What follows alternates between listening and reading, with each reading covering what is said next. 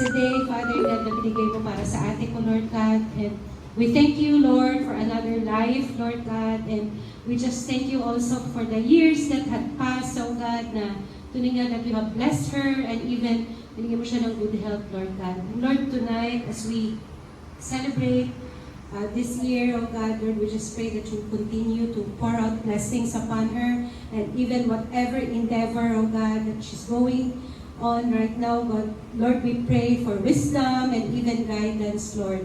Lord, we thank you also for the food that we're going to partake, Lord God. Thank you for your provision, oh God. And even pray for the food, oh God, that you will cleanse this, oh Lord. And even, Lord, sa lahat, Panginoon, ng mga kapatid, sa mga friends, and even workmates, oh God, we thank you for their lives, oh God. Lord, we pray for good health as well, oh God, para kay ate sa kanya pong upo, Lord God. Salamat, Lord. We entrust to you tonight. We enjoy tonight because you are good and you're always good, oh God, in our lives, Lord. We thank you. In Jesus' name we pray. Amen. Kain na tayo. Wala ba kanta? Happy birthday.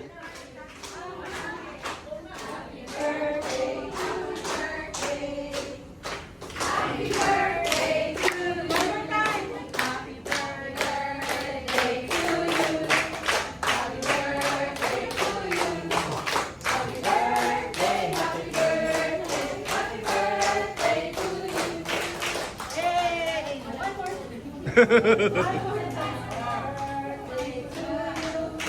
Wala ka, no? Sa YouTube nila? Kaya mo na.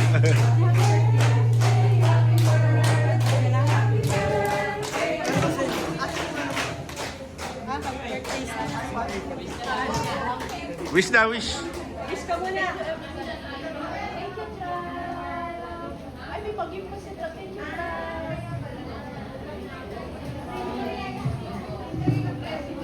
Kain na tayo.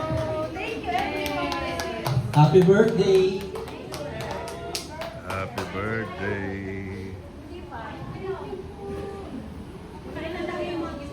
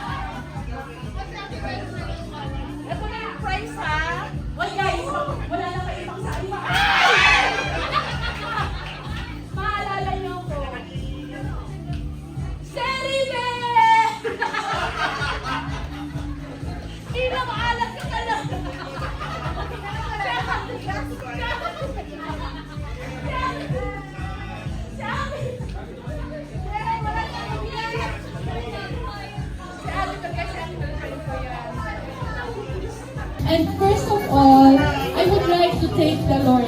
Alam niyo kung bakit? Kasi na-revive niya yung relationship ko sa mga past friends ko. As you can see, nandito si Oli, si Ampang, si Delilah. Alam niyo naman, 2006 pa lang friends. Pero di ba ako na-resign, huwag kang ganyan.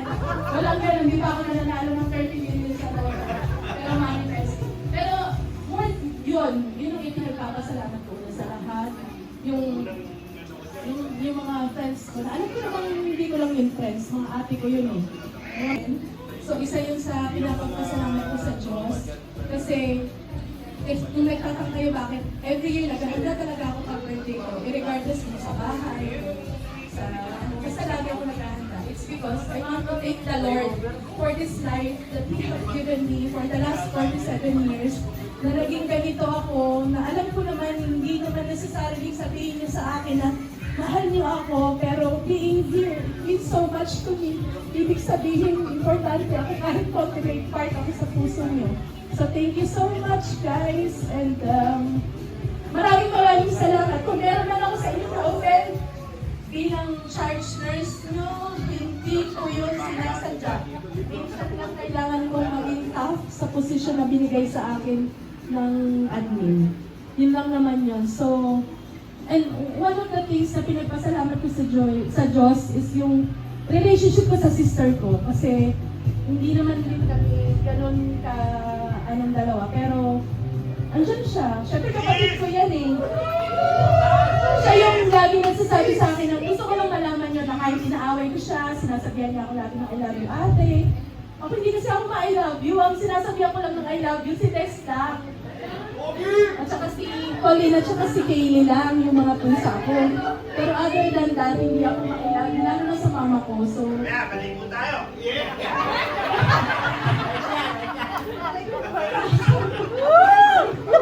ano pa pangalan mo? Kasi gusto. Wala kang galang. Problema ako dito eh. Hindi, pero thank you talaga guys. I ladies, alam mo guys, kasi parang masyadong casual yun eh. So, hindi ko na kayo isa-isahin lahat. Pero first of all, sweetheart, thank you so much for everything. Sa pagmamahal mo sa akin for the last, since 14 years old ako, yung pa isang trivia, boyfriend ko na yan. Siya yung unang-unang ko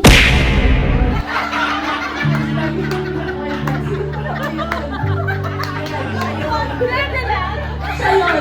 Hindi lang. Kasi pilit ko na mabubuti sa kasi.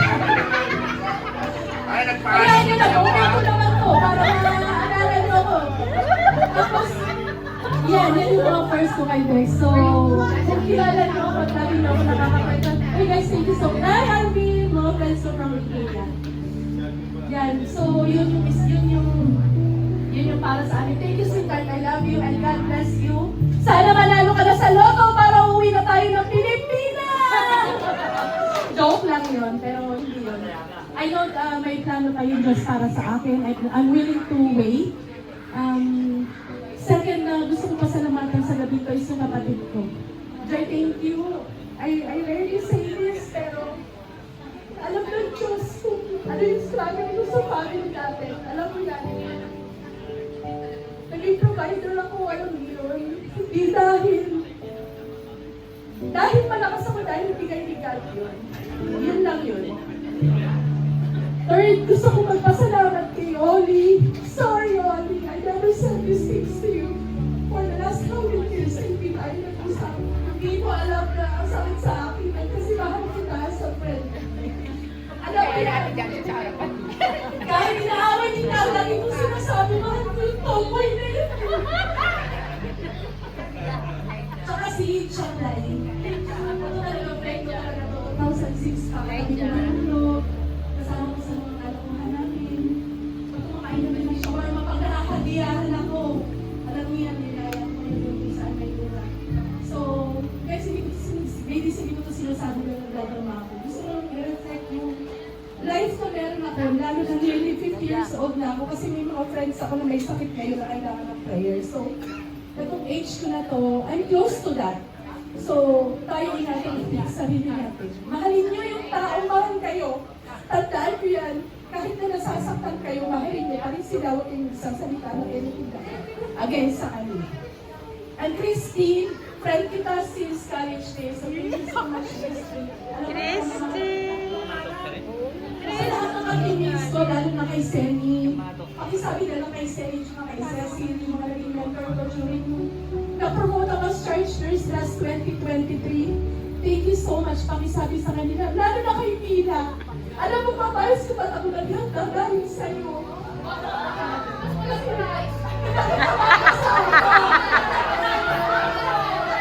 Ay, totoo yan. Tapos wala siyang prize. Totoo yan, guys. Sorry naman. Hindi kasi lagi ko sinasabi, sabi ko kasi sa place, sabi ko gano'n, sana off tayo lahat ng July 3 kasi sabi ko para maraming ganap para bago umalis si Mila papunta ng US.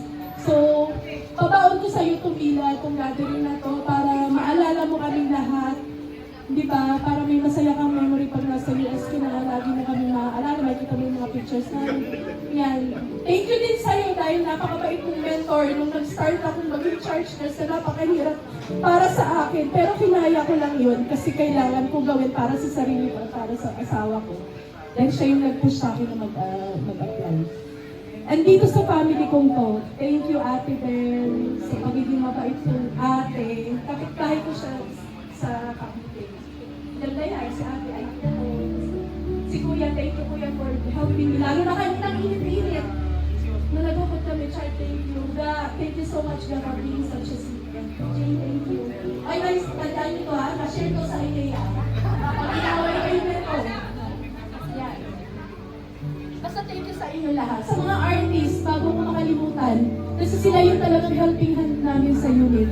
Thank you, Robert. Thank you so much. Tintin and Nina. Aubrey, thank you for coming. Aubrey, nandito ka pala, madam! Sorry na lang kasi sa iyo. And bago ko rin makalimutan itong gawin ko, Ate Lee, thank you so much. Ano mo, Pipino, sa'yo mo ako kasi nandito ba? Kasi akala hindi ka aabot ang July 3. Wow! Ganun pa talaga. May talaga thank you talaga, guys. Actually, wala nang plano na mag-program. Gawin ko na yung gusto ko hindi ko plan malasing kayo. Gusto ko mag-usog kayo. So, yun lang. So, thank you all so much. And God bless you all. Kain lang tayo, ha? Yun lang. Thank you. Thank you, Alvin. Palakpak! Jean. Salamat, Charlene. Hi, Alika. Close friend ko to. Gusto ko malaman. Iyak na ako ngayon. Nasa basa namin. Masayang yung makeup ko. Kasi gusto nila na makakain. Oh my God. Pag kailangan mo ng tulong. Ang bilis niya itong utangan.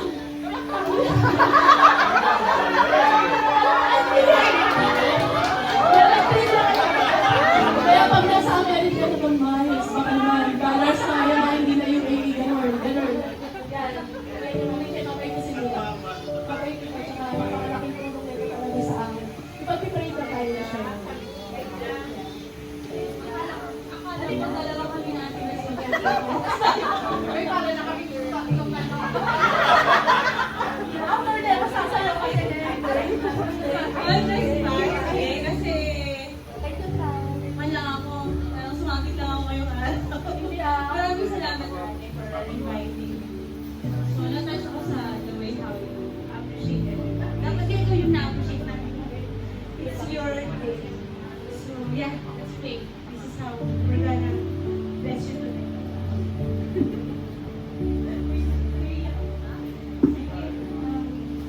On the spot ako kasi this time